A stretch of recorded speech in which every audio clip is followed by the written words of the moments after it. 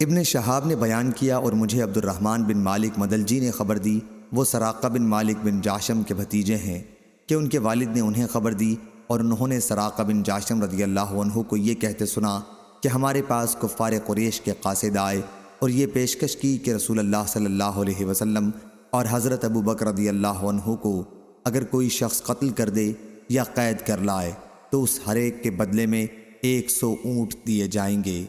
میں اپنی قوم بنی مدلج کی ایک مجلس میں بیٹھا ہوا تھا کہ ان کا ایک آدمی سامنے آیا اور ہمارے قریب کھڑا ہو گیا۔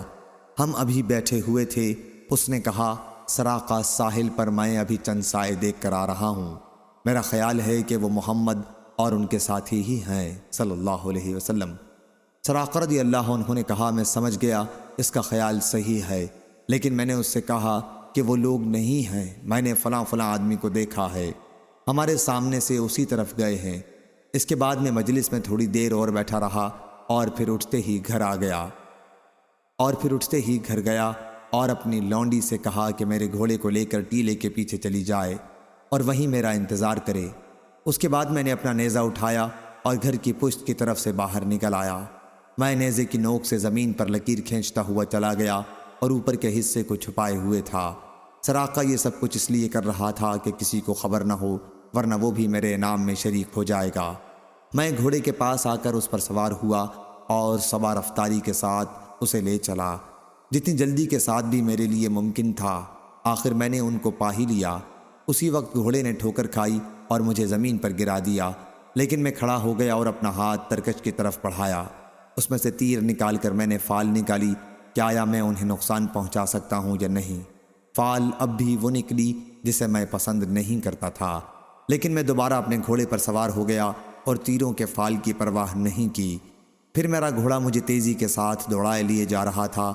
آخر جب میں نے رسول اللہ صلی اللہ علیہ وسلم کی قرأت سنی، حضرت صلی اللہ علیہ وسلم میری طرف کوئی توجہ نہیں کر رہے تھے، لیکن حضرت ابو بکر رضی اللہ عنہ بار بار مڑ کر دیکھتے تھے، تو میرے گھوڑے کے آگے کے دونوں پاؤں زمین میں دھنس گئے۔ جب وہ ٹخنوں تک دھنس گیا تو میں اس کے اوپر گر پڑا اور اسے اٹھنے کے لیے ڈانٹا۔ میں نے اسے اٹھانے کی کوشش کی، لیکن وہ اپنے پاؤں زمین سے نہیں نکال سکا۔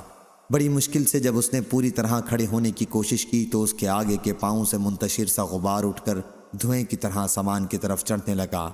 میں نے تیروں سے فال نکالی، لیکن اس مرتبہ بھی وہی فال آئی جسے میں پسند نہیں کرتا تھا۔ اس وقت میں نے حضرت صلی اللہ علیہ وسلم کو امان کے لیے پکارا۔ میری آواز پر وہ لوگ کھڑے ہو گئے اور میں اپنے گھوڑے پر سوار ہو کر ان کے پاس آیا۔ ان تک برے ارادے کے ساتھ پہنچنے سے جس طرح مجھے روک دیا گیا تھا، اسی سے مجھے یقین ہو گیا تھا کہ رسول اللہ صلی اللہ علیہ وسلم کی دعوت غالب آ کر رہے گی۔ اس لیے میں نے حضور صلی اللہ علیہ وسلم سے کہا کہ آپ کی قوم نے آپ کے مارنے کے لیے 100 اونٹوں کے انعام کا اعلان کیا ہے۔ پھر میں نے آپ کو قریش کے ارادوں کی اطلاع دی۔ میں نے ان حضرات کی خدمت میں کچھ توشہ اور سامان پیش کیا، لیکن حضور صلی اللہ علیہ وسلم نے اسے قبول نہیں فرمایا۔ مجھ سے کسی اور چیز کا بھی مطالبہ نہیں کیا، صرف اتنا کہا کہ ہمارے متعلق رازداری سے کام لینا۔ لیکن میں نے عرض کی کہ آپ میرے لیے ایک امن کی تحریر لکھ دیجئے۔ حضور صلی اللہ علیہ وسلم نے عامر بن فہیرہ رضی اللہ عنہ کو حکم دیا اور انہوں نے چمڑے کے ایک رقعے پر تحریر امن لکھ دی۔ اس کے بعد رسول اللہ صلی اللہ علیہ وسلم آگے بڑھے۔ ابن شہاب نے بیان کیا اور انہیں عروہ بن زبیر نے خبر دی کہ رسول اللہ صلی اللہ علیہ وسلم کی ملاقات زبیر رضی اللہ عنہ سے ہوئی، جو مسلمانوں کے ایک تجارتی قافلے کے ساتھ شام سے واپس آ رہے تھے۔ زبیر رضی اللہ عنہ نے حضور صلی اللہ علیہ وسلم اور ابو بکر رضی اللہ عنہ کی خدمت میں سفید پوشاک پیش کی۔ ادھر مدینے میں بھی مسلمانوں کو حضور صلی اللہ علیہ وسلم کی مکے سے ہجرت کی اطلاع ہو چکی تھی، اور یہ لوگ روزانہ صبح کو مقام حرہ تک آتے اور انتظار کرتے رہتے، لیکن دوپہر کی گرمی کی وجہ سے دوپہر کو انہیں واپس جانا پڑتا تھا۔ ایک دن جب بہت طویل انتظار کے بعد سب لوگ واپس آ گئے اور اپنے گھر پہنچ گئے تو ایک یہودی اپنے ایک محل پر کچھ دیکھنے چڑھا۔ اس نے حضرت صلی اللہ علیہ وسلم اور آپ کے ساتھیوں کو دیکھا، سفید سفید چلے آ رہے ہیں یا تیزی سے جلدی جلدی آ رہے ہیں۔ جتنا آپ نزدیک ہو رہے تھے اتنی ہی دور سے پانی کی طرح ریتی کا چمکنا کم ہوتا جاتا تھا۔ یہودی بے اختیار چلا اٹھا، کیا یا عرب کے لوگوں، تمہارے یہ بزرگ سردار آ گئے جن کا تمہیں انتظار تھا۔ مسلمان ہتھیار لے کر دوڑ پڑے اور حضور صلی اللہ علیہ وسلم کا مقام حرہ پر استقبال کیا۔ آپ نے ان کے ساتھ داہنی طرف کا راستہ اختیار کیا اور بنی عمرو بن عوف کے محلے میں قیام کیا۔ یہ ربیع الاول کا مہینہ اور پیر کا دن تھا۔ ابو بکر رضی اللہ عنہ لوگوں سے ملنے کے لیے کھڑے ہو گئے اور رسول اللہ صلی اللہ علیہ وسلم خاموش بیٹھے رہے۔ انصار کے جن لوگوں نے رسول اللہ صلی اللہ علیہ وسلم کو اس سے پہلے نہیں دیکھا تھا، وہ ابو بکر رضی اللہ عنہ ہی کو سلام کر رہے تھے۔ لیکن جب حضور اکرم صلی اللہ علیہ وسلم پر دھوپ پڑنے لگی تو حضرت ابو بکر رضی اللہ عنہ نے اپنی چادر سے حضرت صلی اللہ علیہ وسلم پر سایہ کیا۔ اس وقت سب لوگوں نے رسول اللہ صلی اللہ علیہ وسلم کو پہچان لیا۔ حضور اکرم صلی اللہ علیہ وسلم نے بنی عمرو بن عوف میں تقریباً 10 راتوں تک قیام کیا، اور وہ مسجد قباء جس کی بنیاد تقوی پر قائم ہے وہ اسی دوران میں تعمیر ہوئی، اور آپ نے اس میں نماز پڑھی۔ پھر جمعہ کے دن حضرت صلی اللہ علیہ وسلم اپنی اونٹنی پر سوار ہوئے اور صحابہ بھی آپ کے ساتھ پیدل روانہ ہوئے۔ آخر آپ کی سواری مدینہ منورہ میں اس مقام پر آ کر بیٹھ گئی جہاں اب مسجد نبوی ہے۔ اس مقام پر چند مسلمان ان دنوں نماز ادا کیا کرتے تھے۔ یہ جگہ سہیل اور سہل تو یتیم بچوں کی تھی، اور کھجور کا یہاں کھلیان لگتا تھا۔ یہ دونوں بچے حضرت اسعد رضی اللہ عنہ بن زرارہ کی پرورش میں تھے۔ جب آپ کی اونٹنی وہاں بیٹھ گئی تو رسول اللہ صلی اللہ علیہ وسلم نے فرمایا، انشاءاللہ یہی ہمارے قیام کی جگہ ہوگی۔ اس کے بعد آپ نے دونوں یتیم بچوں کو بلایا اور ان سے اس جگہ کا معاملہ کرنا چاہا تاکہ وہاں مسجد تعمیر کی جا سکے۔ دونوں بچوں نے کہا کہ نہیں یا رسول اللہ صلی اللہ علیہ وسلم، ہم یہ جگہ آپ کو مفت دے دیں گے۔ لیکن حضور صلی اللہ علیہ وسلم نے مفت طور پر قبول کرنے سے انکار کیا، زمین کی قیمت ادا کر کے لے لی اور وہیں مسجد تعمیر کی۔ اس کی تعمیر کے وقت خود حضور اکرم صلی اللہ علیہ وسلم بھی صحابہ رضی اللہ عنہم کے ساتھ اینٹوں کے ڈھونے میں شریک تھے۔ اینٹ ڈھوتے وقت آپ فرماتے جاتے تھے کہ یہ بوجھ خیبر کے بوجھ نہیں ہے، بلکہ اس کا اجر و ثواب اللہ کے یہاں باقی رہنے والا ہے، اور اس میں بہت طہارت اور پاکی ہے۔ اور حضرت صلی اللہ علیہ وسلم دعا فرماتے تھے کہ اے اللہ، اجر تو بس آخرت ہی کا ہے، پس تو انصار اور مہاجرین پر اپنی رحمت نازل فرما۔ اس طرح آپ صلی اللہ علیہ وسلم نے ایک مسلمان شاعر کا شعر پڑھا جن کا نام مجھے معلوم نہیں۔ ابن شہاب نے بیان کیا کہ احادیث سے ہمیں یہ اب تک معلوم نہیں ہوا کیا حضرت صلی اللہ علیہ وسلم نے اس شعر کے سوا کسی بھی شاعر کے پورے شعر کو کسی موقع پر پڑھا ہو۔ صحیح بخاری حدیث نمبر 3906۔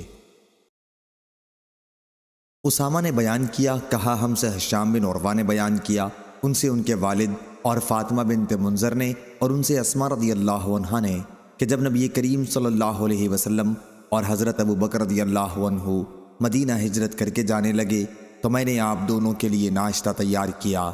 میں نے اپنے والد حضرت ابو بکر رضی اللہ عنہ سے کہا کہ میرے پٹکے کے سوا اور کوئی چیز اس وقت میرے پاس ایسی نہیں جس سے میں اس ناشتے کو باندھ دوں۔ اس پر انہوں نے کہا کہ پھر اس کے 2 ٹکڑے کر لو۔ چنانچہ میں نے ایسا ہی کیا، اور اس وقت سے میرا نام ذات النطاقین 2 پٹکوں والی ہو گیا، اور ابن عباس رضی اللہ عنہ نے اسما کو ذات النطاق کہا۔ صحیح بخاری حدیث نمبر 3907۔ شعبہ نے بیان کیا، ان سے ابو اسحاق نے کہا میں نے برا بن عازب رضی اللہ عنہ سے سنا، انہوں نے بیان کیا جب نبی کریم صلی اللہ علیہ وسلم مدینے کے لیے روانہ ہوئے تو سراقہ بن مالک بن جاشم نے آپ کا پیچھا کیا۔ حضرت صلی اللہ علیہ وسلم نے اس کے لیے بد دعا کی تو اس کا گھوڑا زمین میں دھس گیا۔ اس نے عرض کی کہ میرے لیے اللہ سے دعا کیجئے کہ اس مصیبت سے نجات دے، میں آپ کا کوئی نقصان نہیں کروں گا۔ آپ نے اس کے لیے دعا کی، اس کا گھوڑا زمین سے نکل آیا۔ رسول اللہ صلی اللہ علیہ وسلم کو ایک مرتبہ راستے میں پیاس معلوم ہوئی، اتنے میں ایک چرواہا گزرا۔ ابو بکر رضی اللہ عنہ نے بیان کیا کہ پھر میں نے ایک پیالہ لیا اور اس میں ریوڑ کی ایک بکری کا تھوڑا سا دودھ دوہا۔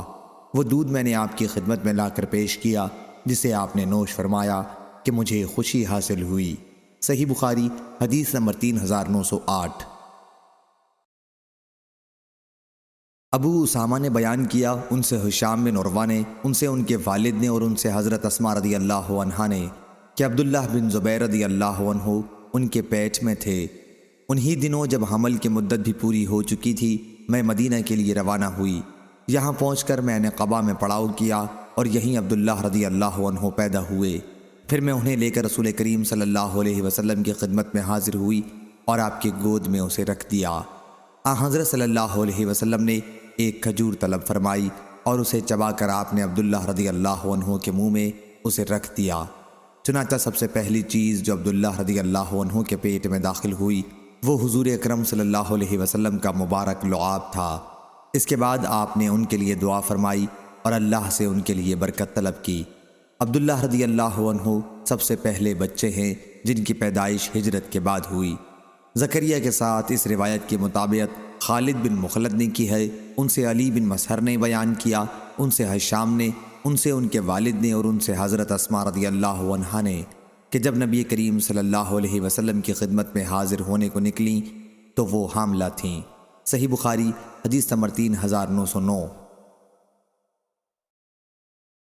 قتیبہ نے بیان کیا، ان سے ابو اسامہ نے، ان سے ہشام بن عروہ نے، ان سے ان کے باپ عروہ نے اور ان سے حضرت عائشہ رضی اللہ عنہا نے بیان کیا کہ سب سے پہلا بچہ جو اسلام میں ہجرت کے بعد پیدا ہوا عبداللہ بن زبیر رضی اللہ عنہ ہے۔ انہیں لوگ نبی کریم صلی اللہ علیہ وسلم کی خدمت میں لائے تو حضرت صلی اللہ علیہ وسلم نے ایک کھجور لے کر اسے چبایا، پھر اس کو ان کے منہ میں ڈال دیا۔ اس لیے سب سے پہلی چیز جو ان کے پیٹ میں گئی وہ حضرت صلی اللہ علیہ وسلم کا لعاب مبارک تھا۔ صحیح بخاری حدیث نمبر 3910۔